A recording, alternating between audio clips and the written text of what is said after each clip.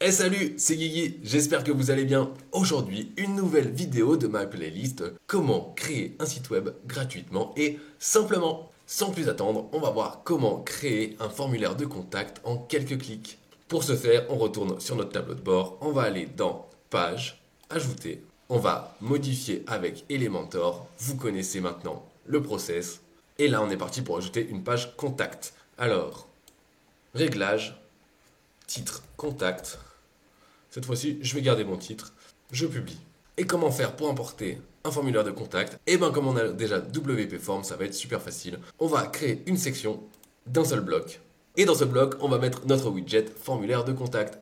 Je vais aller taper Form. Et là, on a notre WP Form.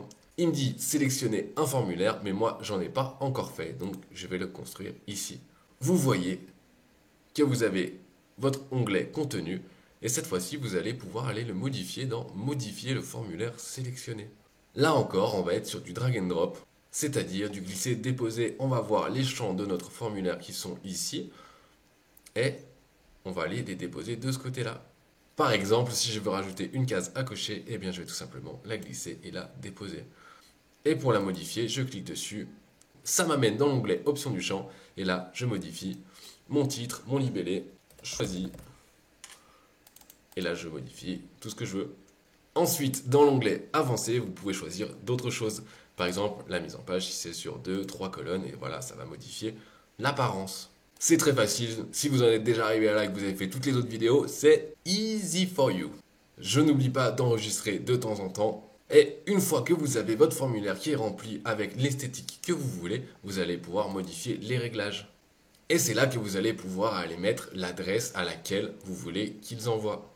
Et si vous voulez recevoir un mail à chaque fois qu'on vous en envoie un, vous pouvez modifier également le sujet de l'email, comme ça après votre boîte mail, vous pouvez faire des filtres pour que ça arrive directement dans le dossier de messagerie que vous avez choisi. Et une fois que ça c'est fait, j'enregistre et je vais configurer la dernière chose, c'est-à-dire le message que va recevoir la personne pour confirmer le bon envoi du formulaire. Soit je peux le faire ici, soit je peux faire une redirection vers une page que j'aurais déjà préconçue. Et là, je peux changer le message. Merci bro.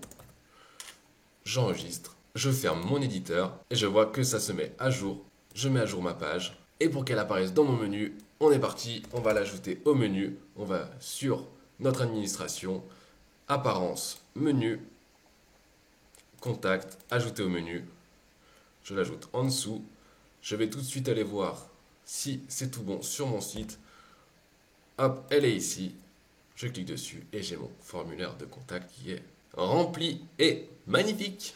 Bon, là, je ne l'ai pas du tout optimisé, j'ai pas mis d'image, j'ai rien mis, mais c'est quand même beau. Si ce genre de vidéo te plaît, n'hésite pas à aller t'abonner, il y aura plein d'autres contenus. Et dans la prochaine vidéo, on va découvrir ensemble les flux RSS pour que ton site internet, eh bien, il ait du contenu qui soit généré automatiquement par d'autres sites internet.